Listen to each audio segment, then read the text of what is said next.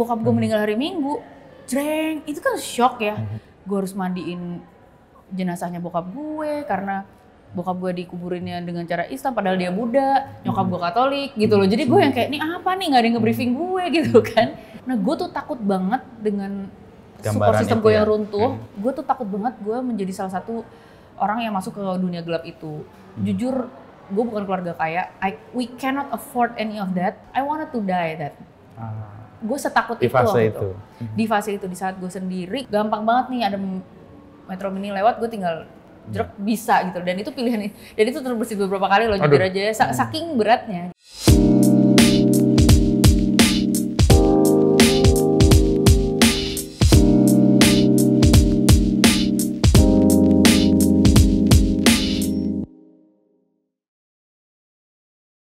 Diandra Paramita Sastro. Dian. Dian ya. Diandra tuh nama kesayangannya bapak aku, padahal sebenarnya ditambah-tambahin sendiri sama dia. Tapi kalau di akte sih Dian.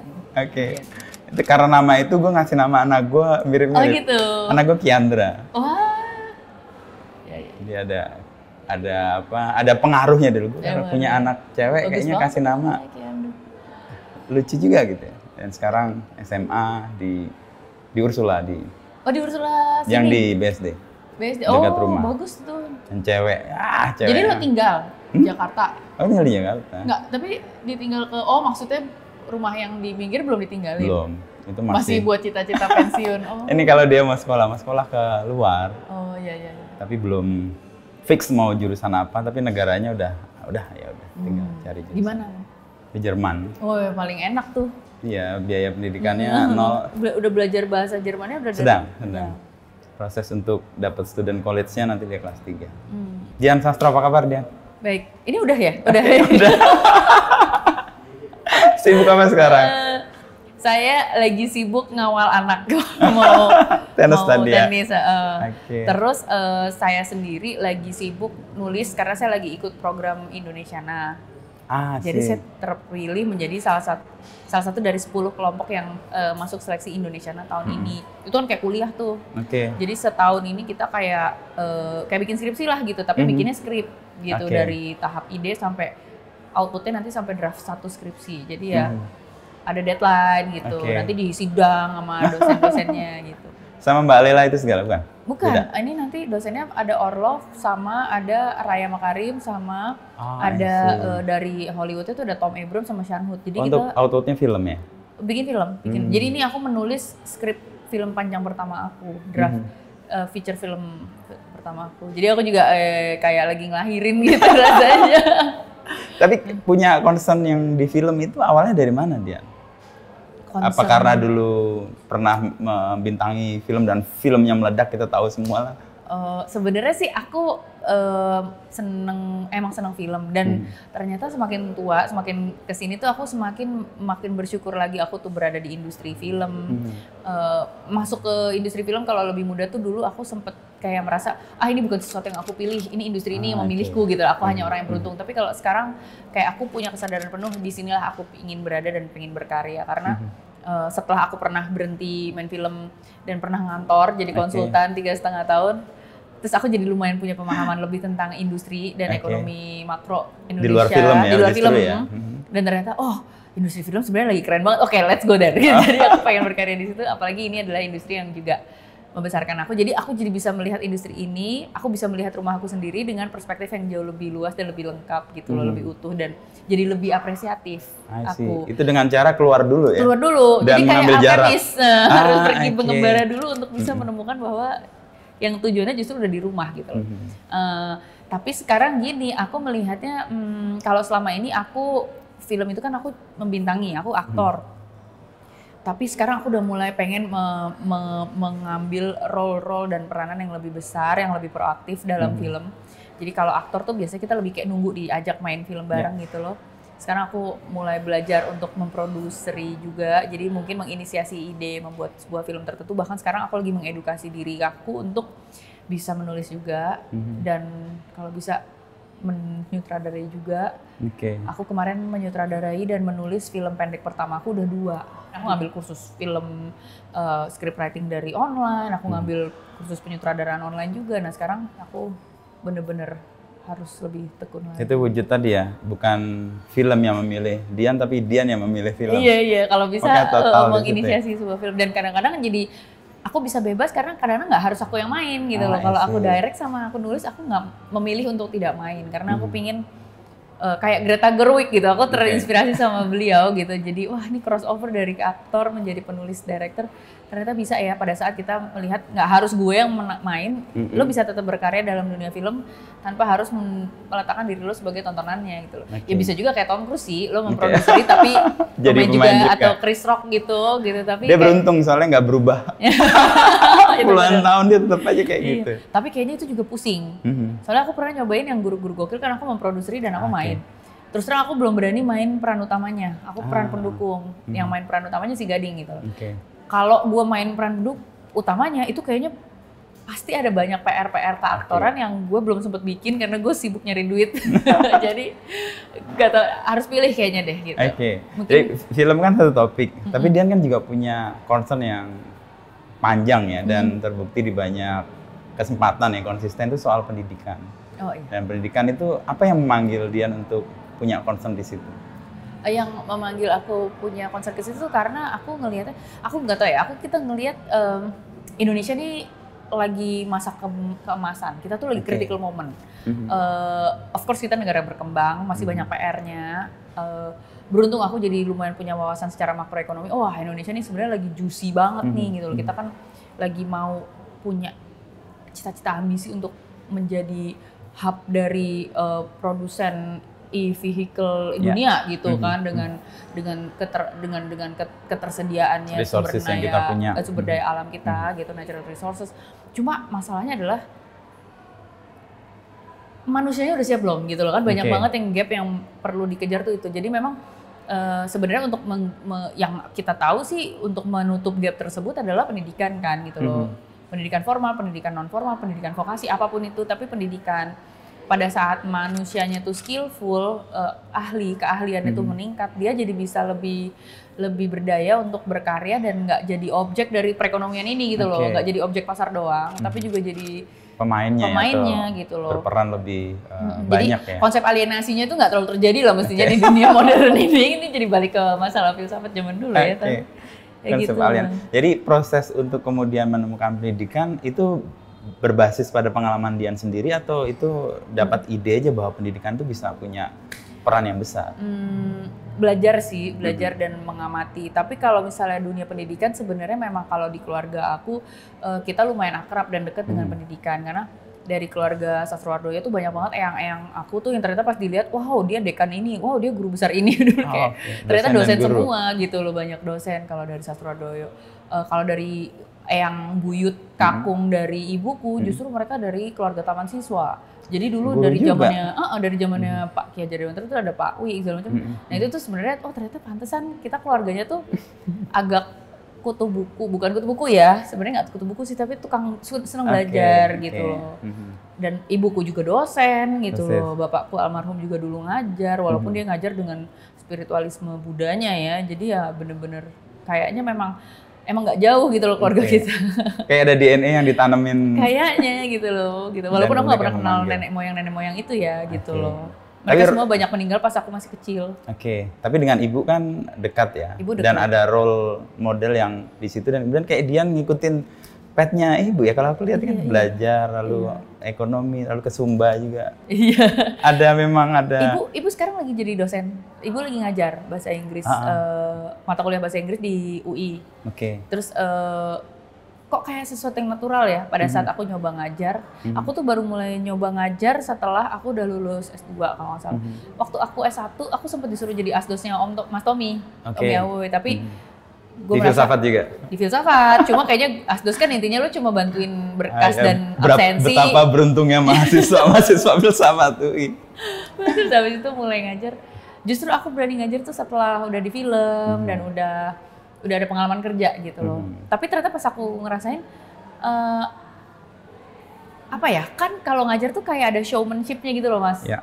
Kayak lo berusaha keras membuat materi lo itu menarik dan entertaining. Kalau enggak lo akan kehilangan atensi dari mahasiswa lo. Terganggu dengan banyak hal, apalagi sekarang ya, gadget di tangan mereka. Iya, jadi kayak mungkin itu jadi ilmu juga buat aku sebagai seorang entertainer, sebagai seorang aktor yang harus tampil gitu loh. Tapi juga nggak boleh kosong karena materinya juga harus penting, dan seberapa besar gue menguasai materi itu dan seberapa besar gue bisa menjual materi yang gue kuasain ini sebagai sesuatu yang sangat menarik gitu loh. Karena kalau lo cuma paparin gitu aja tanpa menjadi sesuatu yang menarik, gue gagal menjual, gue gagal jadi salesman materi ini, berarti gitu. Jadi dan ini menarik banget sih. Setelah pulang ngajar tuh kayak dapet energi, karena pertukaran energinya mungkin kayak anak-anak teater ya, kayak anak teater kan lo kayak jadi rockstar, lo bertukar energi sama penonton. Mungkin teman-teman, apalagi ada respon yang sangat intens gitu ya. Iya, kayaknya teman-teman musisi mungkin lebih punya banyak pengalaman dalam hal ini, gitu. Setiap kali manggung ya. Iya. Dan dosen, gue juga ngajar juga pengalaman. Ya capek kadang-kadang, tapi begitu ada respon yang baik atas materi kita, itu kayak kita ke recharge kembali. Gue paling terharu ngeliat ini Mas, tugas. Tugas kan mulai masuk, nah ini mulai kelihatan kan, ya koreksi udah sampai banyak banget ya Bo semester ini. Cuma gue jadi bisa melihat ada yang bener-bener nangkep pesan yang gue sampaikan. Ada yang asal. Ada yang walahu alam gitu, bikin asal ngumpulin. Atau pas lagi dengerin kita bengong kali dia, nggak nangkep. Dan pada saat ngelihat ternyata, oh ini anak nangkep nih, dan dia mencoba membahasakan sesuatu. Ya.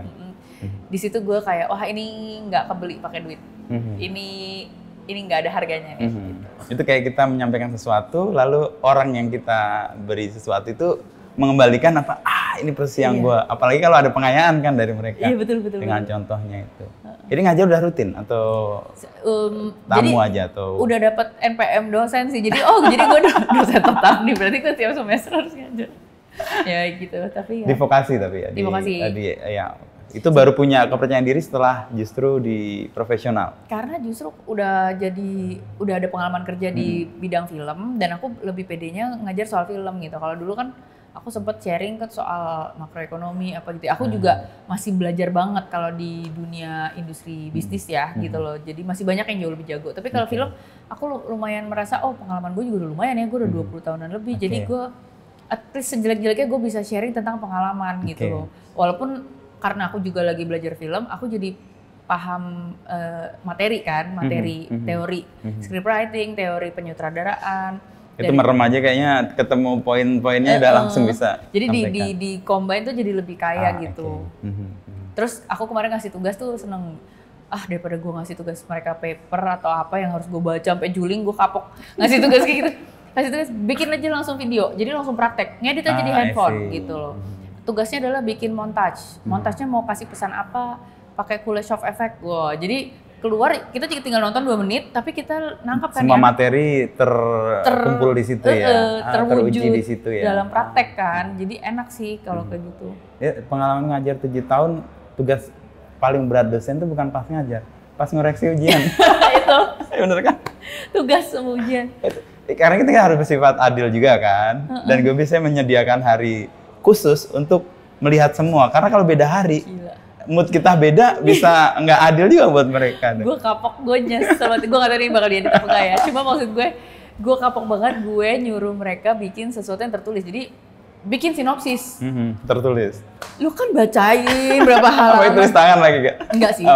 Cuma maksud gue, ya lu tahu dong kemampuan nulis orang kan beda-beda. Ada yang emang punya ide yang menarik, ada yang enggak. Ada yang dia bisa kerjain, ada yang yang penting kumpul itu kerasa betul gitu loh. Aduh. Lelah banget itu. Terus kita bacain satu-satu gitu kan. Apalagi yang blocking paragraf gitu, nggak pakai paragrafing. Blocking paragraf ya. Itu pengalaman menjadi dosen. Lalu ketika lo menemukan bahwa pendidikan ini penting, lalu lo juga menjadi dosen kan itu sebenarnya mendidik juga kan.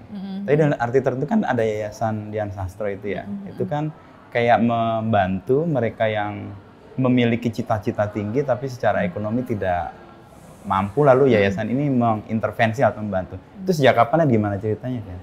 Itu tuh sebenarnya sejak kayak 2008 2006 aku gue tuh mulai ngerasa gila ya, gue beruntung banget ya. Gue tuh beruntung berkali-kali lipat, berkali-kali, dan terus-menerus mendapatkan keberuntungan dalam industri ini. Like what did I do in my past life sampai gue segini beruntungnya, gue dapat kesempatan, dapat segala macam lah, macam-macam. Aku ngitung sampai nggak mungkin nih gue dapat semua ini tanpa ada apa ya, bukan kewajiban ya, tapi ada kayak tugas gitu yang harus aku kerjakan gitu. Apa dong gitu. Dan di saat yang miris aku melihat bahwa kita hidup di negara di mana udah ada presiden perempuan waktu itu.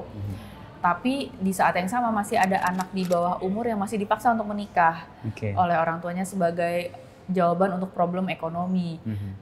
Dan itu nggak usah jauh-jauh dari ibu kota. Nyetirnya cuma 1 jam aja udah ketemu tuh keluarga-keluarga kayak gitu. Dan akhirnya aku beruntung banget karena dalam pekerjaan aku ketemu sama teman-teman dari LSM yang yayasan-yayasan yang sudah lama memperjuangkan ini sebenarnya. Aku ketemu waktu itu salah satunya sama Yayasan Hosi Zora yang dia itu sudah membuat program orang tua asuh. Jadi merekrut teman-teman dari ibu kota yang mungkin lo cuma tinggal dengan 1 gelas kopi dengan brand oligarki gitu ya, lo udah bisa membantu dan membiayai 1 cawu gitu loh, anak desa di Bantul gitu loh. Dari situ mereka bikin gerakan orang tua asuh yang cukup gampang lah gitu loh, cukup friendly gitu loh buat orang dengan penghasilan apapun gitu loh, menyisihkan sedikit aja artinya lebih besar. Terus aku seneng dan pas ngobrol sama mereka, si Mbak Mega tuh salah satunya waktu itu pendirinya, ternyata yang mereka belum ada malah beasiswa yang untuk kuliah. Jadi tuh anak-anak dibimbing sama mereka dari SD sampai SMA dan rankingnya tuh 1 segala macam. Tapi ternyata yang pahit adalah ketika mau kuliah, pas mau kuliah mereka nggak punya kesempatan dan nggak punya dananya, akhirnya tetap jadi kasir di supermarket setempat gitu loh. Jadi quick fix aja. Intinya mereka udah langsung ditungguin sama keluarganya untuk menghasilkan penghasilan uang buat keluarganya. Terus gue langsung aduh kalau misalnya gue panjangin lagi bisa lebih terbuka lagi pilihan karir apapun yang mungkin lebih bisa memberdayai keluarga-keluarga tersebut. Ini impact-nya akan lebih luas. Impact-nya lebih luas. Ini tuh anak-anak penjual nasi kucing, anak-anaknya bapak kuli batu yang kerjanya batu gitu dan mereka tuh ya bener-bener susah hidupnya gitu, penghasilannya tuh bener-bener gitu loh. Dan aku dengan penghasilan yang alhamdulillah lebih dari cukup ini, masa sih aku nggak bisa melakukan sesuatu buat mereka gitu. Tadinya aku mau rekrut, boleh deh Mbak aku ngambil anak asuh untuk dibiayai sekolah. Aku biayai sekolah 1 atau 2 atau 3, baru bisa 3 deh. Nggak taunya pas aku lihat dari 6 kandidat, 6-6-nya aku suka, 6-6-nya aku rekrut, walaupun nggak tahu duitnya dari mana. Ya udahlah, buat aku lebih semangat kerja lagi. Untungnya akhirnya mereka lulus. Cuma kan ada batch berikutnya. Pas lagi kemarin pandemi, aku nggak berani ngambil karena kan ya masih sangat nggak jelas, semua orang situasinya ya lagi mengencangkan ikat pinggang gitu. Tapi di saat ada kelonggaran, keleluasaan, itu lagi rekrut lagi dan senang banget dari sekitar 31-an anak yang udah direkrut menjadi Sastrowardoyo Scholars gitu. Dia udah ada kayak angkatan pertama tuh ada kayak ada 11 anak ya kalau nggak salah yang sudah lulus dan sudah bekerja dan sudah memberikan kontribusi impact ke keluarganya lagi gitu. Jadi mimpi yang awal tadi mau diwujudkan dengan yayasan ini nyata di 11 orang di angkatan pertama. Nyata banget. Aku tuh tadinya ketemu sama mereka kan malah jadi ratapan anak tiri. Karena wawancara mereka. Terus mereka, kamu tuh kayak gimana sehari-harinya? Ceritain dong ke saya pengen tahu. Ini pas mau pas interview tuh aku 1,5 jam per 1 orang. Jadi aku in-depth interview. Karena waktu aku konsultan, aku certified sebagai konsultan assessment kan. Oh, ini paling jago gali nih. Iya, jadi keluar semua kompetensinya. Jadi nih anak tuh orangnya mau kerja keras enggak, anaknya mau menerima masukan orang lain enggak. Itu kan biasa gue bikin report buat assessment kan. Nah ini gue bisa memining itulah kompetensi-kompetensi soft, kompetensi dari anak-anak ini. Calon penerima Sastrowardoyo Scholarship ya? Scholarship. Dan ternyata malah jadi sesi curhat-curhatan dan kalau mereka ternyata dengan latar belakang sesulit itu akan sulit sekali untuk nggak nangis karena pada saat mereka membicarakan keadaan hidupnya yang sebenarnya memang sangat susah. Tapi kan yang namanya orang Indonesia ya, hal sesusah apapun tuh biasanya dibawa ketawa gitu loh, nggak atau dipendam lah ya, ditekan. Betul. Jadi sekali diwawancara dan akhirnya dia terbuka, itu dari 6 anak cuma 1 yang nggak nangis. Karena dia juga pada saat dia mengucapkan cerita hidupnya seperti apa, ada yang bapaknya masuk penjara, ada yang tiap hari kerjanya digedor-gedor sama tukang kredit gitu loh. Jadi mereka harus pindah-pindah terus apa segala macam. Ada yang bapaknya masih sehat tapi korban begal sehingga sudah kehilangan beberapa anggota tubuhnya untuk bisa tadinya petani kan tadinya kan menjadi ngarit manen gitu, pencari nafkah keluarga nggak bisa lagi. Dan itu berubah banget gitu loh ekonominya. Dan ada yang kangen banget sama ibunya. Kenapa? Ibunya penjual nasi kucing, jadi berangkat itu aku pulang sekolah, ibuku udah berangkat. Itu udah asar kan, berangkat dia udah mulai jualan. Nanti aku berangkat sekolah besok paginya, ibuku belum datang, baru masih beberes. Karena kan jualannya sampai subuh kan.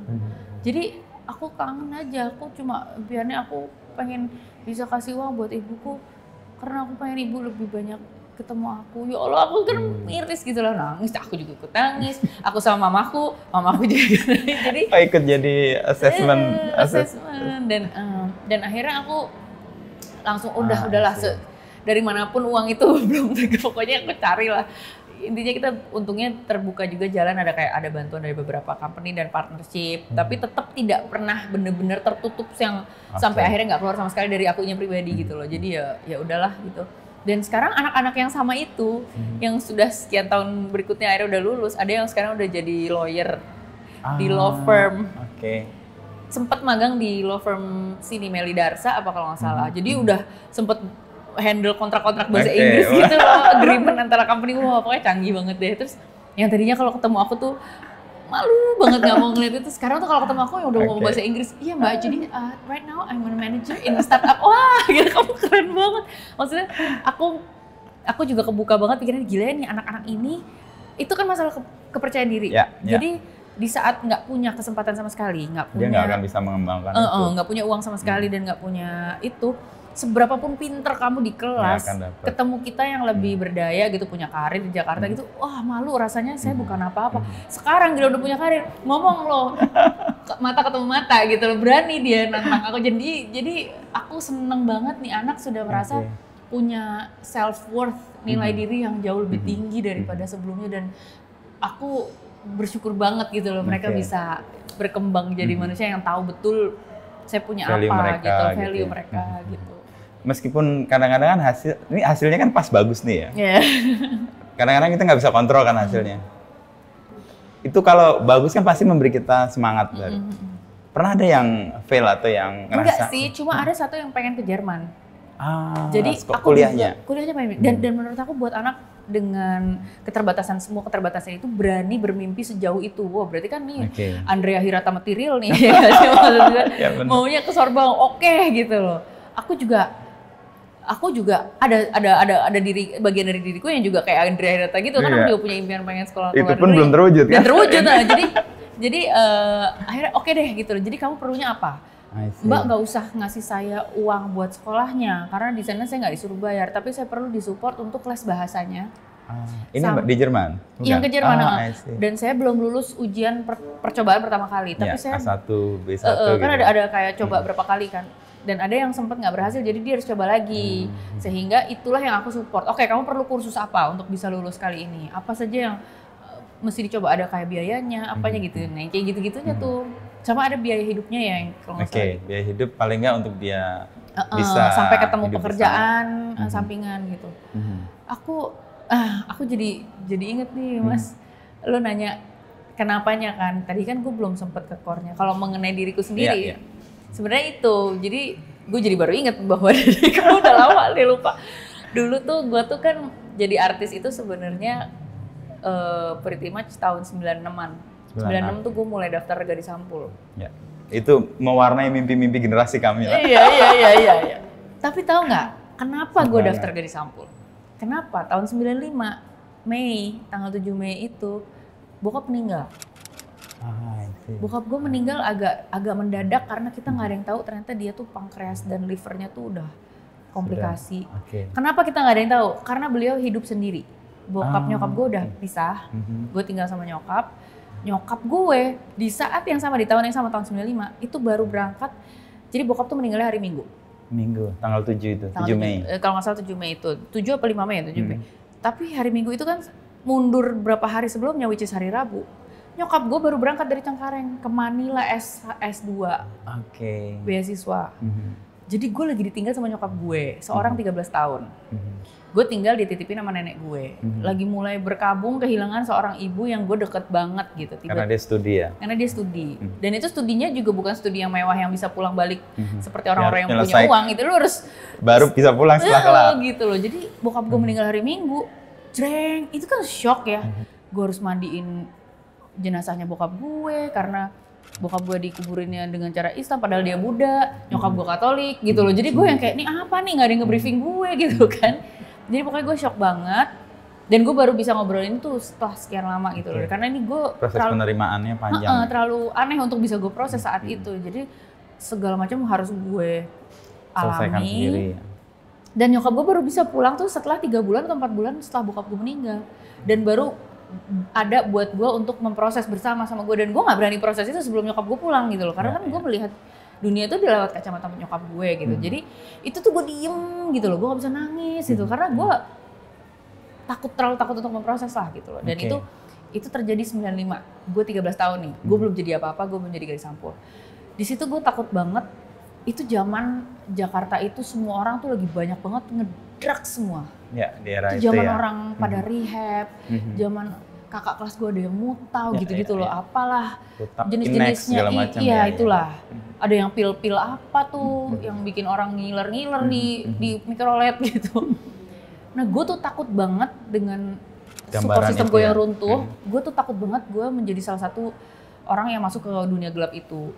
Jujur, gue bukan keluarga kaya, we cannot afford any of that. Gue kalau cuma nyusahin keluarga, masalah gue juga gak kelar, gue cuma nambahin masalah. I wanted to die that. Gue setakut di itu fase itu. Di fase itu, di saat gue sendiri, gue kan dulu masih naik kendaraan umum kan, jadi banyak tuh momennya gue sendiri di kendaraan umum ngelamun gitu kan nih. Gitu. Terus dari terakhir terakhir dari mikrolet gue ke rumah gue, lo tuh masih harus jalan kaki berapa blok. Jadi lo jalan kaki sendiri jam 2 siang, lo tuh kan yang lagi panas banget. Terus yang lo bener-bener ngerasa sendirian banget. Ngelangut gitu ya dan buat orang, gue ngerasa buat anak sekecil itu sih, aduh gue gak pengen itu terjadi sama anak manapun gitu ya. It's tough, it's very scary, takut banget. Dan gue tuh tiba-tiba denger ada tante gue yang dari bokap gue bilang gini, Dian, kamu nih lagi yang a lot of pressure katanya. Hidup tuh lagi gak gampang buat kamu gitu loh. Bapak kamu udah gak ada, mama kamu lagi gak ada lagi gitu kan. Jadi ini tuh, tapi kamu harus tahu kalau lagi under pressure tuh ada 2 pilihan. Kalau batu karbon, kamu bisa jadi abu yang hancur, tapi kamu juga bisa jadi berlian. Yang ditempa itu Yang ditempa. Karena berlian itu hanya keluar dari batu karbon gitu. Tapi dia baru bisa jadi berlian tuh setelah melewati segitu macam tekanan dan suhu tinggi segala macam. Dengan analogi itu kamu bisa memilih kamu mau jadi apa. Hanya jadi 2 pilihannya. Hancur banget atau bagus banget gitu loh. Gue bilang gue nggak bisa sih jadi yang hancur. I cannot afford it gitu loh. Dan gue nggak akan suka sama diri gue sendiri juga kalau gitu. Gampang banget nih ada Metro Mini lewat, gue tinggal jeruk bisa gitu. Dan itu pilihan, dan itu terbersih beberapa kali loh, jujur aja. Saking beratnya gitu loh. Terus yuk gimana caranya sih jadi berlian gitu loh. Lihat petnya atau jadi gue itu lagi di lowest point diri gue dan di usia semuda itu. Ini paling rendah nih, paling takut dan paling menyeramkan. Gimana caranya gue bisa menggunakan momen ini untuk menjadi momen gue berprestasi. Karena teman sebangku gue ada yang baru putus pacar, terus dia jadi ranking 1. Jadi dia momen itu sakit hatinya. Jadi ada teman gue sini kan, biasa aja tadinya nilainya, ya biasa aja lah 6, 7. Sejak dia sakit hati banget ditinggalin sama pacarnya, dia jadi ranking 1. Jadi dia kalau kesel tuh dia belajar ya. Gue nggak ngerti juga sih, gue nggak bisa kayak gitu. Cuma apakah gue bisa menjadi seorang ranking 1 seperti ini kan gitu. Ada banyak prestasi gitu loh, ada banyak prestasi sekolah, prestasi atlet gitu. Misalnya lo mau jadi atlet, lo olahraga apa nih? Gue orangnya nggak terlalu olahragaan. Lo mau jadi musisi gitu, karena gue dulu main gitar. Apakah gue menempuh jalur itu? Apakah gue mau jadi terus gue itu zamannya Tamara Blesinski, Nadia Utagalung lagi jadi bintang Lux tuh zaman itu. Udah agak gila gue akan tulis ide-ide gila gue. Apakah kewujud atau enggak, gue nggak tahu. Ide gila dilempar dulu. Yang paling tidak mungkin buat gue terjadi apa? Punya apartemen mewah sebelum usia 25 tahun. Menjadi bintang Lux paling terkenal dan paling cantik, duit paling banyak sebelum usia berapa gitu, 25 tahun gitu. Jadi semuanya punya duit. List yang gila dan mustahil ditaruh itu semua. Mustahil buat gua. Mustahil. Tapi itu ada catatannya dan sampai sekarang aku bisa tunjukin. Nyokap masih nulis, masih keep itu bentuknya udah buluk kayak diary gitu. Kayak diary gitu kan, zaman diary kan zaman itu. Dan anehnya dari situ gue lagi baca buku Seven Habits of Highly Effective Teens dan di situ kan Stephen Covey itu ngajarin kalau lo punya goal yang paling jauh dan paling mustahil, lo patok tanggal deadline, lo hitung ke sini berarti lo tinggal berapa tahun lagi, berarti 7 tahun ya misalnya gitu. Nah dari 7 tahun itu berarti apa saja yang harus dicapai sebelum itu. Misalnya kalau misalnya mau jadi bintang berarti lo harus jadi model dulu kan. Kalau nggak mana mungkin. Ya, petnya ke situ harusnya ya. Kalau mau jadi model paling cepat dari mana? Jadi gadis sampul sih atau bintang majalah remaja. Kalau mau jadi gadis sampul atau bintang majalah remaja atau model majalah remaja harus dari mana? Harus daftar karena ada kompetisinya. Oke. Apakah lo akan dipilih tahun ini kalau lo daftar? Kagak sih, gue ngaca. Gue bilang, terus biar dipilih gimana? Gue buka riset, gue clipping, gue semua gadis sampul dari tahun ke tahun. Semua pemenangnya, siapa saja, aku pelajarin riset profilnya, apa yang mereka punya. Sehingga dia menang. Gila nggak? Jadi mereka semua punya hobi yang unik, mereka semua rada tomboy, mereka semua memiliki kepribadian. Apa artinya memiliki kepribadian? Apa gitu, lo harus galak. Remaja kan waktu itu belum paham soal teori kepribadian apapun. Dan itu kan semua ngawang kan, jadi gue harus punya kepribadian. Aku nggak tahu itu artinya apa. Cuma 13 tahun gue menemukan sebuah fakta unik bahwa 80% dari pemenang juara 1 gadis sampul. Kenapa gue pilih majalah gadis? Karena itu yang paling susah masuk. Pendaftar paling banyak 10.000 dan hanya 14 finalis yang jadi model dan hanya 1 yang jadi juara 1 dan ya kayak gitulah. Ternyata 80% dari yang menang dan yang diterima sebagai finalis itu berumur 14 tahun. Damn, gue 13 tahun, berarti gue cuma punya 1 tahun. Peluang gue cuma punya 1 tahun untuk bisa menjadikan diri gue cukup masuk ke dalam klasifikasi pemenang gadis sampul. Siap, dalam kategori itu. Gue harus punya hobi yang unik. Wah, apa ya? Gue ngambil ekstrakurikuler pencak silat sekolah. Jadi it's something unik kan, nggak banyak harus punya hobi-hobi unik. Ada yang hobinya menembak, ada yang hobinya apa, berburu. Wah, apa nih? Gue pencak silat aja. Gue harus bisa main gitar. Gue main gitar dulu jelek banget. Gue todong semua teman gue yang cowok-cowok itu ajarin gue gitu. Supaya paling nggak kalau diuji ngerti. Keren dikit gitu. Terus apa ya? Terus gue lihat finalis Putri Indonesia, lo harus bisa pidato bahasa Inggris. Wah. Nggak banyak orang yang bisa jago bahasa Inggris dan kalau bisa berpidato dalam bahasa Inggris gimana caranya? Gue nanya sama nyokap kan sastra Inggris kan, dia dari Manila, itu artinya kamu harus bikin ini, kamu harus tulis sendiri pidato kamu dengan gitu-gitu. Kamu apa yang menurut kamu pengen kamu ucapkan? Apa yang sesuatu yang penting mengenai dunia ini? Coba bikin riset. Wah, gue dari online tuh sama nyokap gitu loh, soalnya kan itu surat menyurat kan, masih pos dulu. Formulir gadis sampul gue, wawancaranya ditandatangani orangnya gue kirim dulu ke Manila. Ditandatangani di mana? Dia internet bawa juga. Gak ada saya. Terus jadi izin orang tua di sana. Terus lo tau gak berapa banyak formulir dan foto gadis sampul yang gue masukin? Bukan 1, bukan 2, bukan 3, bukan 4, 6. Kirim semua. Lo tau gak kenapa? Karena fotonya beda semua. Jadi kalau yang ini gak masuk, ada yang ini.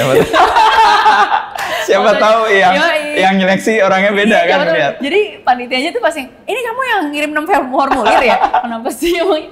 Pantesan kok ada lagi terus namanya dibedain Dian P, Sastradoya Dian Paramita S ya. Jadi kalau nggak masuk pakai nama ini nama yang lain, ada yang Diandra, apalah segala macam. Ada yang fotonya dari samping, ada yang agak ketawa sedikit, ada yang agak cool sedikit, ada yang bajunya apa, ada yang foto di depan, ada yang foto di dalam rumah. Itu teori probability lagi diterapkan. Gue ngelawan 10.000 loh, 10.000 aplikasi. Terus gue masuk tuh gue sujud syukur. Dan di sini pas gue masuk dengan semifinalis 60, terus ada semifinalis 30, habis itu finalis 14. Akhirnya gue dikarantina kan. Gue udah nyiapin semua amunisi gue yang udah gue siapin setahun menjadi seorang yang berkarakter dan berkepribadian. Gue menolak untuk duduk bersama yang lain apa lagi biar kelihatan misterius. Tapi pokoknya itu semua yang gue lakukan dan akhirnya alhamdulillah gue kepilih. Tapi ternyata itu mengawali karir gue di dunia hiburan yang ternyata membawa gue ke saat ini. Dan sebelum gue umur 25 tahun anehnya beberapa dari pointers mustahil yang aku bikin itu terwujud ya. Ada sih apartemen nggak mewah sih, tapi ada. Dan itu gue beli pakai uang sendiri gitu. Punya mobil nggak mewah sih, tapi tadi pengen mobil mewah, cabriolet, Mercedes. Ini enggak sih, cuma mobil sendiri gitu loh. Jadi ternyata benar kata Bung Karno, bermimpilah setinggi bintang. Karena kalaupun gagal, setinggi langit. Karena kalaupun gagal, kamu akan di antara bintang-bintang, jatuh di antara bintang-bintang. Okay. Jadi nggak pas dapet semuanya, tapi at least lo udah dari seorang yang nobody tahun 95. Gue tahun 96 udah ada di majalah gitu loh. Di semua majalah, bahkan gak hanya majalah itu setelah itu kan? Abis itu mulai, dari situ jadi video klip, jadi iklan, lama-lama jadi ke film, lama-lama jadi dapat kontrak bintang Lux. Itu karena aku main film. Dan terwujud juga kan yang dicatat tadi? Terwujud, Tapi di usia 13 ya? Tadi kan ada tante yang ngasih analogi kan, lo mau jadi... Itu Tante Marina Sastrowardoyo. Yang merupakan putri remaja gadis tahun 76 ya kalau nggak salah. Dia juga yang memandu untuk Dian ke gadis sampul itu? Karena dia dulu putri remaja gadis yang dia... Jadi mentornya udah proven sebenarnya. Jadi yang gue juga punya kayak beban, anjir nih, tante gue bisa, kalau gue enggak, ponakan macam apa nih, gue malah jangan malu-maluin nih gitu. Jadi kan beliau kan juara 1 kan. Kalau misalnya gue nggak juara 1 tuh kayak jadi mau ditaruh di mana? Itu kayak bapak ibu lo UI, terus lo kalau nggak masuk UI itu lo kayak lo berani dia bilang anak apa enggak sih gitu kayak gitu. Tapi kemampuan tadi kan kayak riset yang itu kan metode yang sebenarnya di dunia profesional dilakukan kan. Iya. Kalau kita melakukan sesuatu, mencapai sesuatu, apa yang sudah dilakukan orang lain harus kita lihat dulu tuh. Kan tadi Dian riset semua gadis sampul sampai 14. Ya, medan betul. Perang lo gitu kan. Ya. Konteks harus paham konteks. Nah itu si riset itu. Itu dari tante juga yang? Enggak, itu gue. I see. Gue emang sangat, nggak tahu ya, gue anak tunggal dan mungkin ketakutan gue segitu besar untuk gagal. Sehingga gue harus make sure tidak ada PR tertentu yang belum gue lakukan untuk bisa berusaha mencapai goal itu gitu loh. Jadi at least kalaupun gagal, gue udah tried my very best gitu loh. Kalau lo mau jadi atlet, lo mau tanding, lo kan harus nonton video semua kompetitor lo, kompetisi lo kan. Jadi lo tahu, lo kira-kira bakal kalahnya pas ngelawan siapa gitu loh. Berarti lo harus jadi gitu prepare. Nah, itu yang gue belajar banget sih, dan jujur mungkin karena gue juga masih belasan tahun ya, energi gue masih segitu. Jujur itu tidak pernah terulang lagi, men. Gue sekarang di sini gue udah yang, oh my god, gue bisa nggak ya melakukan riset kayak gitu lagi, dan itu emang ya it's a 2 or die mission sih waktu itu. Itu pertanyaan kenapanya tadi terjawab di sini juga. Jadi karena itu ada eksistensialis gitu ya. Pengalaman Dian yang seperti itu jangan terulang ke orang-orang yang tidak punya kesempatan karena kondisi dan sebagainya itu. Oh iya ya, gue lagi mau jawab pertanyaan itu ya. Gue lagi ngomongin garis sampul segala macam. Bentar. Bridging-nya di mana ya? Kok gue jadi lupa ya? Bentar. Oh iya. Oke, intinya gue berhasil masuk jadi gadis sampul dan gue berhasil bekerja di dunia hiburan. Lo tau nggak sebenarnya kenapa gue kerja di dunia hiburan? Apakah gue mau menjadi terkenal dan menjadi bintang Lux? Itu bukan main goal-nya. Itu efek. Itu adalah vehicle gue untuk mencapai goal gue yang berikutnya, yaitu gue pengen menjadi orang yang sangat sukses di dunia karir. Waktu itu bayangannya bukan di dunia hiburan, gue pengen jadi cewek kantoran, banyak duit, dan untuk bisa mendapatkan pekerjaan yang sangat lukratif seperti itu, lo tuh biasanya akan lebih menang bersaing dalam aplikan-aplikan lainnya kalau lo lulusan luar negeri. Itu riset yang gue dapatkan. Nyokap di kantor gitu bersaing sama lulusan luar negeri yang anak pejabat gitu ya. Berarti lu mau kerja keras kayak apa, begadang sampai kapan juga lu pasti kalah sama mereka-mereka ini. Jadi ini masalah kelas.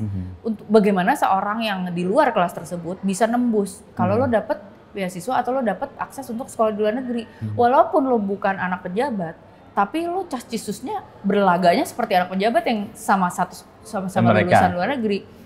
Gue kan anak pendidikan nasional kan gitu, dan gue gimana caranya lo bisa pede ngomong sama anaknya menteri siapa yang baru lulus dari luar gitu ya? Dari New York apa dari Boston ya. Kalau lo segitu fluentnya dalam berbahasa asing dan juga lo lulusan mana? Oh gue lulusan sini. Jadi lo at least lo nggak kalah set gitu loh. Jadi lo mau berdebat di kantor dan mempertahankan argumen lo tuh lo nggak kecut gitu loh. Nah, untuk lo bisa masuk ke situ, lo harus sekolah di luar negeri. Itu adalah ini. Terus gue ngeliat lagi background check diri gue sendiri. Kita nggak mampu punya untuk melakukan sekolah di luar negeri. Terus nyokap punya tabungan, tapi siapa sih kita? Nggak bakalan cukup.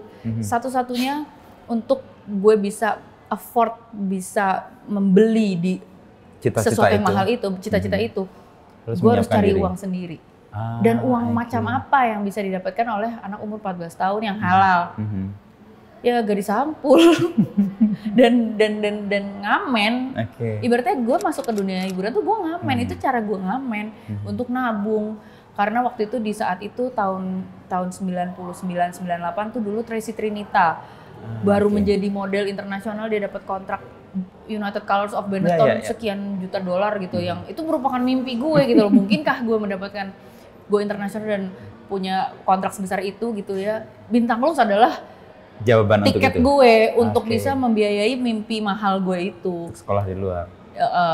Tapi kemudian kan nggak diwujudkan. Itu mirisnya. Jadi gini, akhirnya gue udah berkarir. Terus habis itu gue udah selesai sekolah S1 kan di UI. Kenapa? Karena ternyata tabungan gue juga belum cukup saat itu. Dan tabungan nyokap. Karena kan Krismon, gue kan anak 98 tuh gue SMA. 98 terjadi.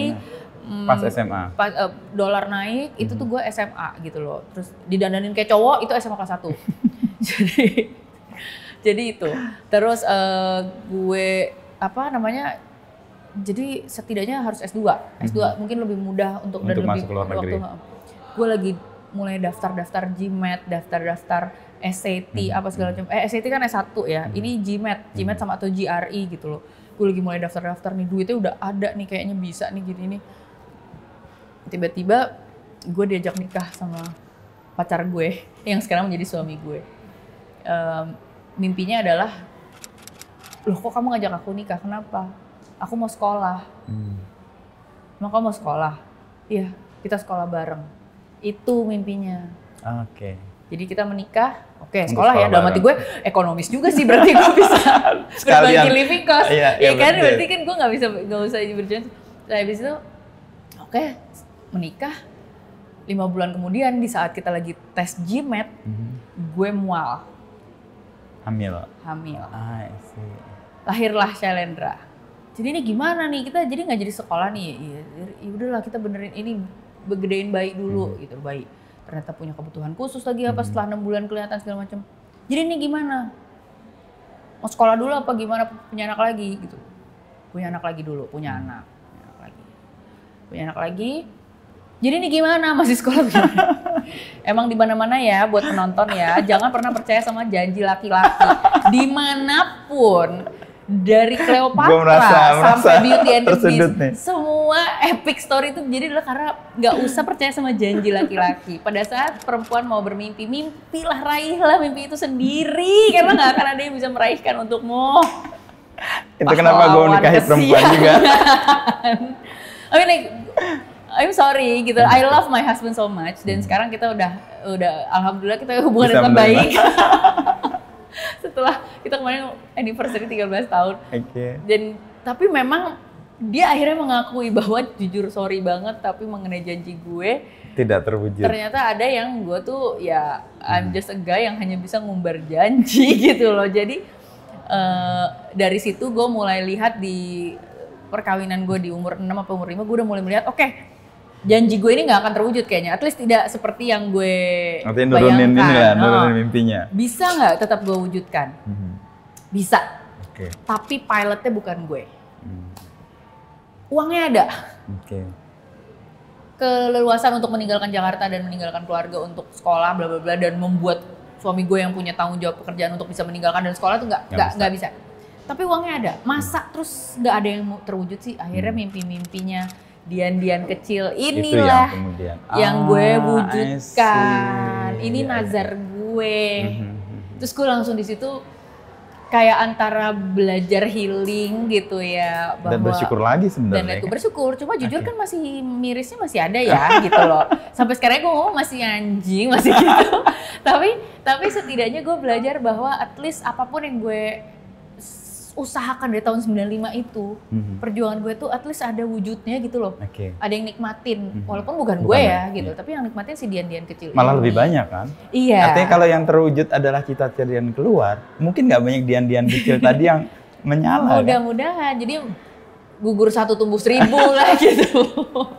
Jadi gitu. Jadi terus aku tiba-tiba dapat film Kartini kan tahun 2015.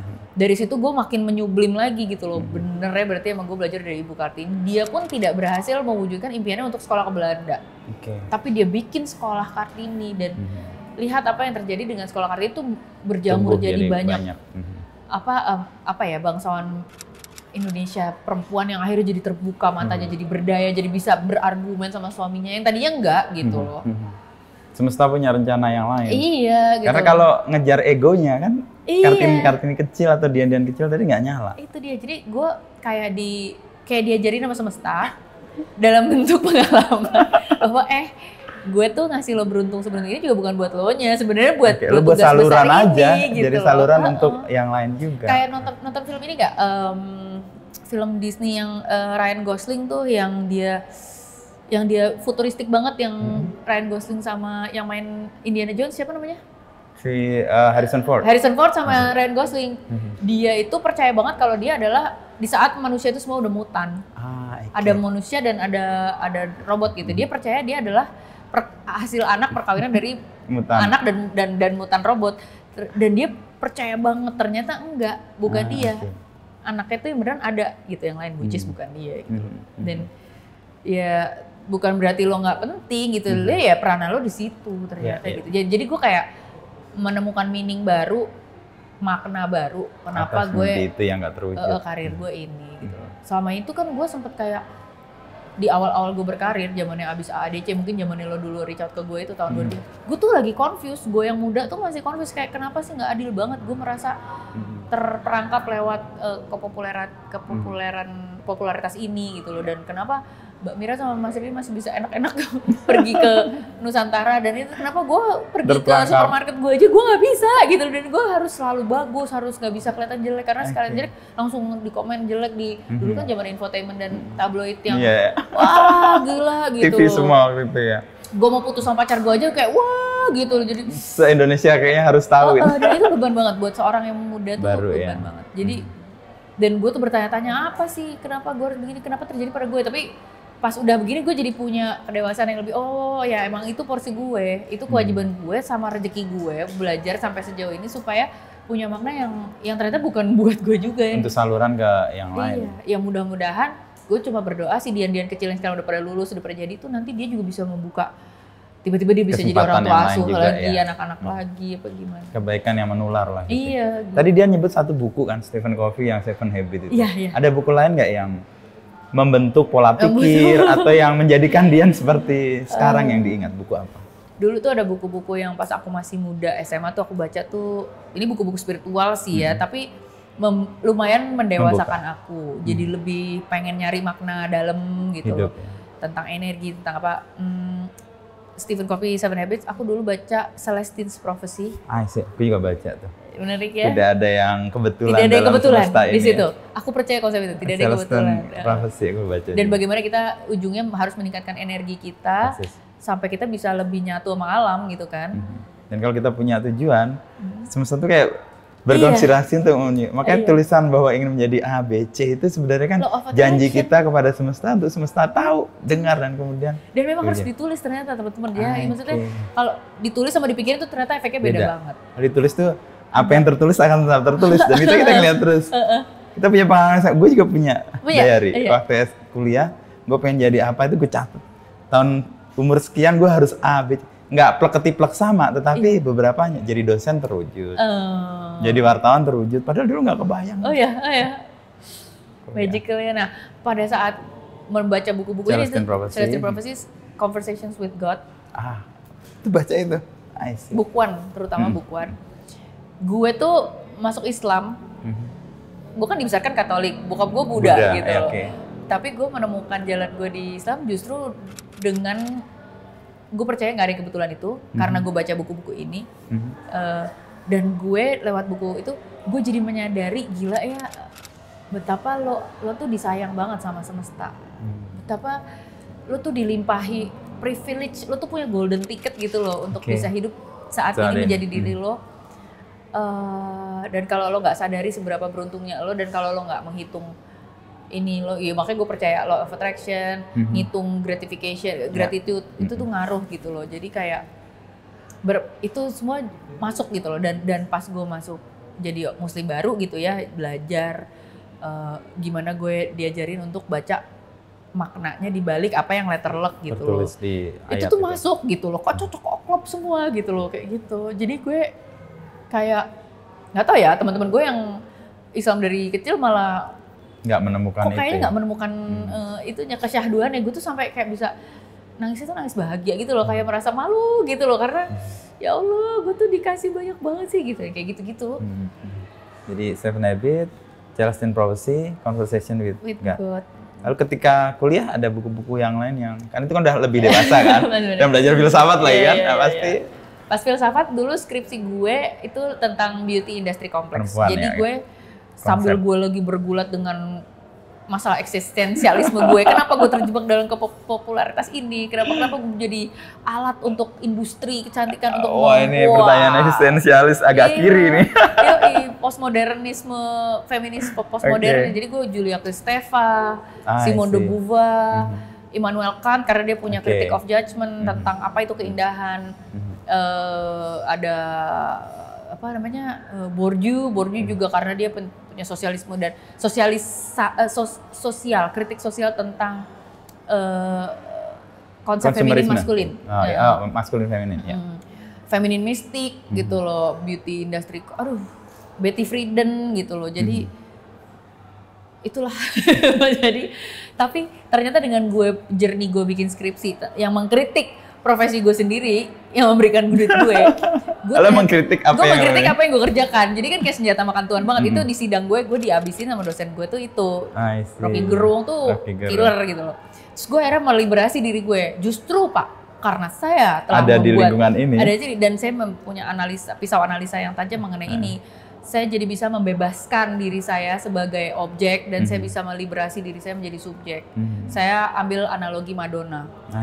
Saat Madonna berpose seksi dengan BH berkerucut dan poster tersebut tergantung di kamar-kamar anak-anak remaja yang mungkin ingin memuaskan hasratnya gitu dengan melihat poster itu. Kira-kira menurut Bapak yang menjadi objek dan subjek siapa? Apakah Bapak melihat Madonna sebagai objek? Saya rasa tidak, karena di saat yang sama Madonna yang menjual puluhan ribu jutaan album dan poster, dia sudah menjadi subjek dan pelanggannya adalah menjadi objeknya. Gue bilang berbalik. Postmodernisme. Jadi gue pakai teori feminis postmodern di mana perempuan itu multidimensi. Penampilannya yang lo lihat secara kasat mata itu hanya salah satu dimensi yang lo bisa pahami dengan panca indera. Ya di saat gue melepaskan diri gue dari kungkungan fisik saja dan melihat diri gue sebagai being yang multidimensi, gue langsung terbebas menjadi objek tersebut. Gue lagi jadi subjek yang lagi nonton dan mengobserv bahwa gue membiarkan popularitas ini terjadi untuk apa? Untuk keuntungan finansial saya. Yang apakah hanya untuk self indulgence semata? Enggak. Tidak. Ada cita-cita gue besar lain. Beasiswa anak-anak. Jadi gue jadi nemuin makna lagi gitu loh. Jadi Robin Hood set of mind gitu loh. Jadi Robin Hood mind. Jadi gue langsung merasa oke, gue nggak nyabo banget gitu loh, ibaratnya gue kayak I'm doing this for something. Nggak ngamen-ngamen banget lah ya. Yang ngamennya buat sesuatu yang lebih Robin Hood besar, lah gitu. Itu cukup berpengaruh ya kemudian dalam perjalanan. Di situ jadi eksistensialis.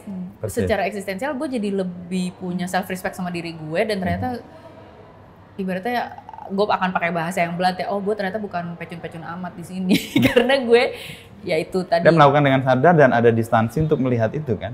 Karena gue punya perangkat cara berpikir filosofis itu tadi yang mungkin tidak akan gue dapetin kalau gue nggak bikin skripsi filsafat gue. Kalau lanjutin hukum mungkin nggak dapet juga. Mungkin gue akan merasa ya udahlah yang namanya juga ngamen, semua orang juga ngamen. Gue akan punya gitu. Sementara ini kan gue jadi punya kebebasan untuk melihat apa yang gue lakukan itu dengan kacamata yang lain.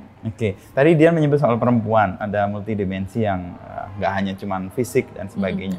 Tadi sambil bercanda, jangan pernah percaya sama laki-laki. Nah, kepercayaan dia pada perempuan sebagai kekuatan atau hal yang perlu diberdayakan. Sejak Kartini kan tadi juga dia perempuan.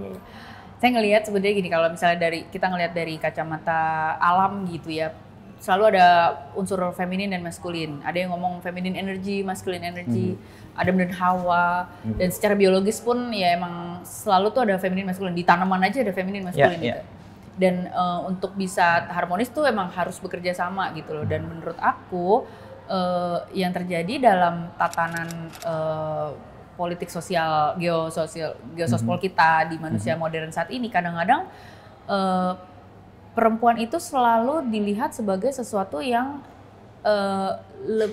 kurang gitu, sehingga untuk apa dibiarkan memiliki hak untuk memilih misalnya gitu, untuk apa diberikan persamaan karir atau gaji dalam kesempatan dan karir gitu loh. Jadi kita tuh jadi kayak terbatas gitu loh, dirugikan, dan sehingga menurut aku cita-cita bersamanya nih, manusia itu punya banyak PR dalam dunia modern ini. Kita punya masalah kemiskinan, bencana alam dan segala macam.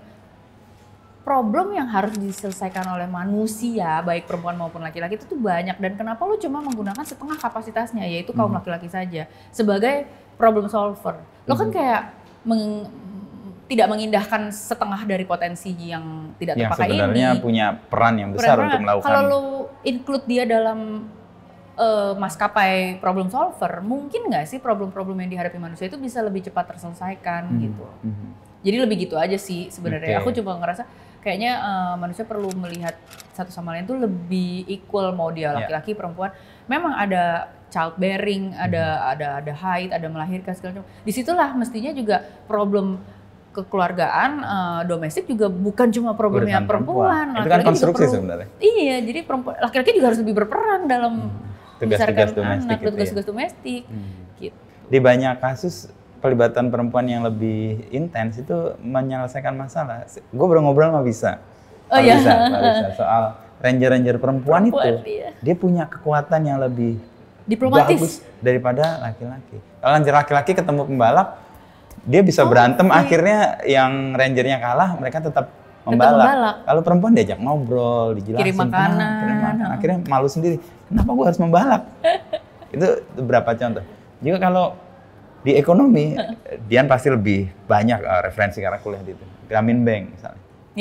Muhammad Yunus kan melibatkan lebih banyak perempuan untuk menyelesaikan masalah ekonomi. Karena menurut beberapa teori, kalau pendapatan perempuan itu dipegang oleh perempuan, itu akan dikembalikan ke keluarga. Hampir 90%. Tapi kalau laki-laki paling 30%. Itu. Ini riset.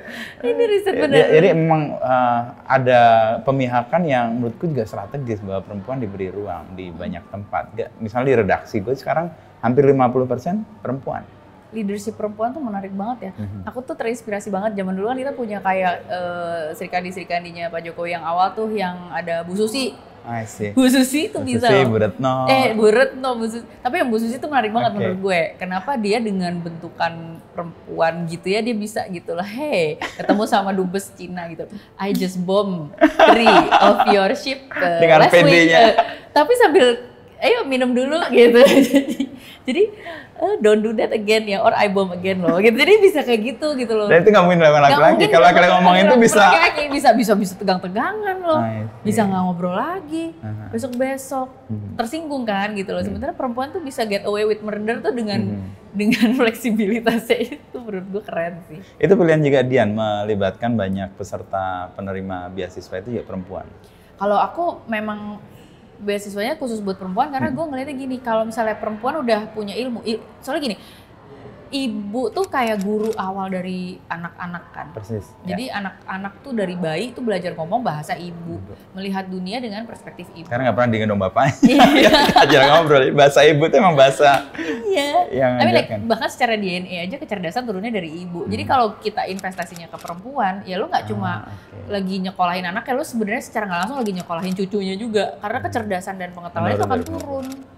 Jadi the mind opener tuh is women gitu. Dan secara DNA pun kecerdasan dan kemampuan-kemampuan itu turunnya dari ibu gitu loh. Jadi ya maksudnya yang anak laki-laki akan dapat dari ibunya kok gitu loh. Kenapa gue cuma target satu orang, kalau itu mentok di situ, kalau misalnya gue bisa target di satu orang, yang artinya gue akan target 5 anak di bawahnya lagi gitu. Itu proses yang ditemukan oleh Dian karena studi bahwa perempuan itu punya belajar dari gue baca Sheryl Sandberg, baca apa yang dikatakan Queen Rani of Jordan juga, dia bilang if you invest in women you're investing in the future gitu. Ini juga gue masih belajar terus, tapi mind blown sih. Ya, Mind blown semua. Semalam tuh gue baru pertemuan dengan OJK, Otoritas Jasa Keuangan. Ada data yang menarik yang mungkin perlu kita lihat sebagai ancaman juga. Pinjol kan sekarang lagi marak. Dan yang terjebak pinjol, persentase paling besar adalah perempuan dan guru. Aduh. Sesuatu yang, wah ini kan, gue merinding ceritanya. Baru semalam banget, dan gue juga baru, gila ini bahaya banget gitu kan. Karena ketika kita terjebak pada situasi yang membuat kita nggak bisa keluar dari situ, peran dia sebagai guru loh. Bisa sangat bahaya. Nah, kemarin ada beberapa cara yang kemudian dikedepankan. Mungkin juga bagian dari mungkin project yang Dian bisa embrace atau... Gue baru dengerin dari lo, jadi gue proses dulu ya. Tapi gue kayak... Dari Bu Kiki yang dia cerita. Gitu. Semalam banget. Dia cerita soal insight beberapa isu ya. Gue inget tadi ngomong perempuan dan guru. Itu ternyata mayoritas atau persentase terbesar adalah itu. Dan mereka pinjol untuk menutup hutang sebelumnya. Dia punya tanggung jawab yang lebih besar. Domino, dari lubang tutup lubang. Dengan bunganya itu, aduh. Dan itu nggak bisa selesai begitu aja kan, harus. Sementara dia punya tanggung jawab yang besar sebagai guru. Anyway, yang berikutnya aku mau tanya soal Dian dengan teman-teman di Sejauh Mata Memandang. Ada juga cerita sahabat sejauh ya, dan itu mau meluas. Apa sih yang mau digarap dengan itu? Ya jadi kan kita sebenarnya pengen banget ngangkat sahabat-sahabatnya Sejauh yang menginspirasi kita. Dan ini kan biasanya kalau gue project sama Sejauh tuh yang berkenaan dengan lingkungan hidup gitu loh. Kita juga lagi belajar lah ya gitu. Yang di Leuser itu ya salah satunya dengan Wiza. Kita ada project yang kerja sama Wiza juga, yang di Leuser itu yang ranger perempuan tuh kita bantu gitu loh. Tapi banyak sebenarnya kan masalah lingkungan hidup. Kita kan lagi di dalam genting krisis iklim gitu, dan banyak banget orang tuh ya belum mindset untuk mengubah tuh susah banget gitu loh. Dan kita ngangkat cerita-cerita kayak dia, kayak Asri gitu, kayak Wiza, kayak Mbak Butet Manurung yang bener-bener mereka tuh secara real bekerja di grassroots untuk melakukan perubahan. Jadi kita justru belajar dari mereka gitu loh. Nah, aku seneng banget dapat kesempatan kayak front seat opportunity untuk mewawancara mereka langsung. Jadi aku jadi interviewernya Sejauh gitu loh. Yang menarik adalah gini, kan gue kan bikin beasiswa itu dengan cita-cita untuk menyejahterakan si teman-teman yang lebih nggak punya pilihan dan lebih terbatas secara ekonomi di outskirt of Bantul dan Gunung Kidul gitu. Oke, itu masih bisa lah kayak gitu. Tapi giliran buat orang rimba gitu loh, orang-orang yang diajar sama Mbak Butet Manurung lewat sekolah rimba. Nggak bisa dengan cara itu. Ternyata nggak bisa dengan cara gue kasih beasiswa gitu, karena setiap kali mereka belajar dengan institusi pendidikan yang formal, yang konvensional, terus habis itu mereka akhirnya jadi beneran sukses jadi sarjana. Ternyata perangkat pengetahuan dari universitasnya tuh belum ada yang sesuai dengan kebutuhan dia di lokal gitu. Kayak misalnya gini contoh, ada seorang anak Sumba itu kan orang rimbanya kan tinggalnya di savana. Dia belajar pertanian ke Bali apa ke Kupang gitu.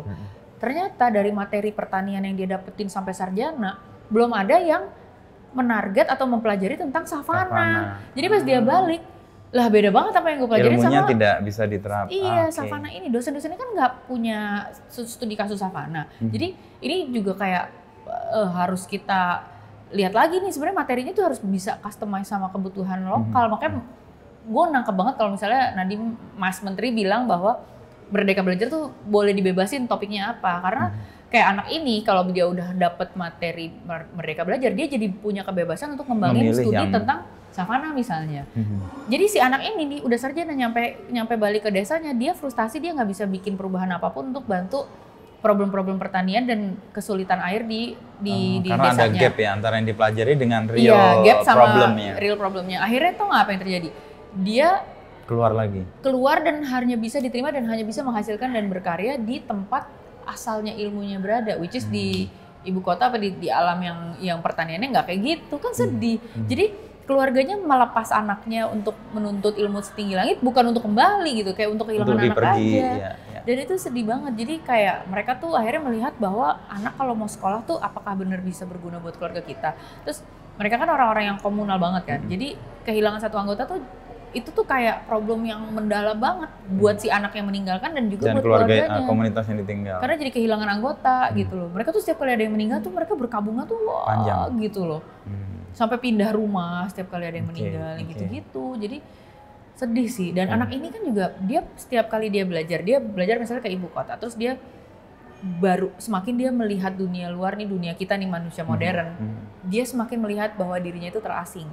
Oh, aku berbeda dari mereka, aku punya cara pikir yang berbeda dan aku tidak bisa pernah diterima oleh mereka. Komunitas. Jadi dia semakin teralienasi kan dari manapun. Harusnya gitu kan nggak begitu kan? Itu dia nggak bisa pulang, dia nggak bisa gabung sama kita ini manusia modern, jadi dia sendiri. Imagine that. Jadi betapa beda. Jadi ternyata gini, manusia rimba itu orang rimba itu selalu punya cara pikir yang komunal. Jadi masalah satu orang tuh nggak pernah masalah satu orang, tapi masalah rame-rame.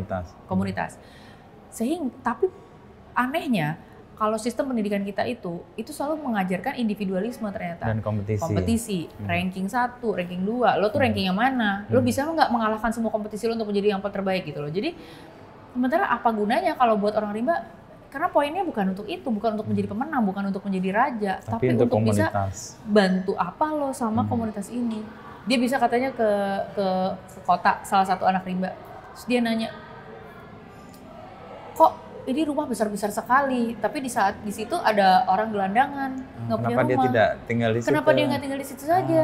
Ini pemimpinnya yang mana sih? Rajanya yang mana? Rajanya tahu nggak itu ada gelandangan? Jadi kok dia nggak menyelesaikan masalah ini gitu loh. Buat dia tuh aneh banget gitu loh. Ini dari Butet dapat gagasan gitu. Ini. Kemudian mau di terus kayak misalnya gini, ada mobil, dia naik mobil gitu. Terus dia ngelihat ada bus kota, itu miring karena penuh banget. Bus busway apa gimana, tiba-tiba dia ngeliat sini ada mobil mewah, cuma orang satu, terus lowong. Dia ketok lo, kenapa nggak pindah ke situ? Itu next situ aja, situ masih banyak yang kosong. Jadi benar-benar konsep komunalnya tidak sesuai dengan apa realita yang ada di sekitar. Iya. Jadi kayak untuk apa lo punya banyak kalau ada orang lain nggak makan gitu loh. Jadi kayak dia lagi di lampu merah nih, terus ada peminta-minta makan. Terus dia dikasih lemper sama Mbak Butet sih, Mbak kok bisa makan sih? Saya nggak bisa makan sejak lihat ada orang tadi nggak bisa makan. Jadi bener-bener segitu connectednya gitu loh. Gue nggak bisa makan kalau ngeliat orang itu belum makan. Jadi saya nggak mau makan deh gitu. Segitu dan itu kan bikin kita refleksi banget ya, gila ya betapa sistem pendidikan kita ini yang sebenarnya kita adopsi dari dunia barat gitu ya, sama sekali tidak memberikan match dengan realita atau problem yang dihadapi ya. Sebelum ada kolonialisme gitu loh, Nusantara ini kan sebenarnya juga udah punya cara hidup komunal itu gitu loh yang. Dan itu yang menguatkan sebenarnya, yang support system untuk komunitas kan karena itu. Serawung kalau bahasa Jawa itu kan. Bener. Saling membantu, kepo, saling ngurusin. Ya efek buruknya adalah gosip ya, gosip kepo. Tapi gitu. Di sisi positif kan itu saling tahu kan, apa yang membuat dia kurang atau apa yang perlu kita bantu ke pihak lain. Ini gue mau cerita nih, gue lagi intermezzo aja ya. Jadi gue beberapa hari ini lagi ngerasa anxious. Gue merasa buat apaan sih gue posting? Karena toh nggak ada yang menarik juga dalam hidup gue dan gue nggak posting. Sementara di dunia modern ini kadang-kadang kan kita nggak selalu harus nanyain kabar satu-satu teman-teman kita atau saudara kita. Kita udah tahu sendiri update-nya. Oh si ini lagi mancing. Oh ini ke pasar sama ibunya gitu loh. Walaupun cuma like doang, tapi gue tahu, gue punya ide dan sense bahwa teman-teman gue dan saudara-saudara gue lagi pada ngapain dan baik-baik aja karena mereka semua posting story. Ternyata problemnya adalah di saat lu kagak posting apa-apa, orang bertanya semua. Bukan, feed lu kagak muncul. Karena teman-teman lu nggak bisa ngeliat lu kan nggak posting kan? Jadi nggak terkoneksi ya? Lu nggak terkoneksi, lu nggak bisa lihat sih ini ngapain sih. Jadi gue merasa terdiskoneksi karena that's the only social life we have tuh ternyata lewat sosial media. Kita harus balik lagi ke sistem komunal yang dulu, nelfon yang main ke rumah temen yang ya pagi-pagi. Jadi gue tuh sekarang satu-satunya kehidupan sosial gue adalah jalan kaki dan berolahraga bersama teman-teman gue. Pagi hari. Dan kalau gue kehilangan itu gue kayak lagi dikucilkan sedesa gitu loh. Padahal itu karena gue nya nggak bisa bangun gitu loh maksud gue. Jadi lo nggak boleh kehilangan itu karena sense of community lo tuh emang dari situ. Gila pas pandemi kita kan jadi berjamur tuh semua grup sepeda, grup lari, grup apa, olahraga apa. Jadi itu karena kita rindu sense of community. Kalau lo ngantor, lo ketemu sama teman kantor lo, that's your community kan. Tapi kan waktu itu WFH semua. Itu. Kayak orang perlu kegiatan yang lain. Tapi mengatasi itu gimana dia? Ya jangan sampai telat bangun, jalan lagi. Karena kalau itu jadi kayak hukuman kan. Kok gua di ekskomunikasi atau dikucilkan gitu loh. Padahal nggak ada juga yang jadi cuma pengen tahu, oh lo habis ini ngapain nak? Oh gue ke sekolah karena mesti ketemu sama gurunya anak gue. Oke, kalau lo ngapain? Gue nganter nyokap gue gini. Terus udah jadi gue tahu aja gitu loh. Oh yang ini mau nganter ibu, ini mau ke. Jadi gue kayak punya sense of ada di mana teman-teman. Dan gue. Itu yang membahagiakan sebenarnya. Yang membuat hidup itu menjadi lebih baik-baik saja karena ada support, ada yang nanya dan sebagainya. Lu baca buku Outlier itu yang di Pennsylvania, satu community yang orangnya itu usianya sampai 90-an tahun. Iya. Alasannya adalah karena mereka hidup berkomunitas. Jadi ternyata yang membuat sekarat itu apa? Loneliness. Iya, loneliness. Kesendirian dan terdiskoneksi. Nggak ada orang peduli. Ya mungkin masyarakat yang sangat kompetitif mungkin efeknya ke situ kali. Iya. Kalau kita nggak kompetitif kan ya sama yang lain ya udah terima. Iya. Jadi bangunlah your tribe, bangunlah your community and stick with them. Gitu, community Dian sekarang apa? Itu ibu-ibu olahraga. Yang akhirnya gue mau bangun lagi, sama tetangga yang belum pernah olahraga bareng deh yuk. Jadi at least gue ada temen yang di satu dekat rumah. Kalau ini kan community gue kan kayak sebenarnya teman-teman SMA gue yang kita masih tetap olahraga bareng. SMA pengaruh banget ya sampai sekarang pertemanannya masih jalan. Sahabat gue itu adalah teman sebangku gue yang kalau gue tidur dia ikut tidur. Ditarik itu. Ditarik si Reina. Gue pikir kan kalau gue tidur kan dia nyatet ya gantian dong. Enggak, gue balik-balik dia ikut tidur. Aduh parah deh. Dan tapi itu iya menguatkan kan, artinya membuat kita juga ngerasa ada yang menyapa atau ada yang mengingatkan. Jadi pada saat kita punya community dan kita punya teman, kita jadi bisa mengidentifikasi diri kita kan. Oh, gue tuh temannya si ini, yang kegiatannya tuh ini. Kalau makan kita pasti jajannya ini gitu. Jadi itu ini juga ya kita mengidentifikasi diri kita gitu. Makanya gue concern banget pas anak gue tuh masuk sekolah baru terus belum punya teman dekat. Apakah kamu bahagia di sekolah ini? Aku nggak tahu aku bahagia apa enggak. Kenapa? Karena aku nggak tahu aku tuh temannya siapa.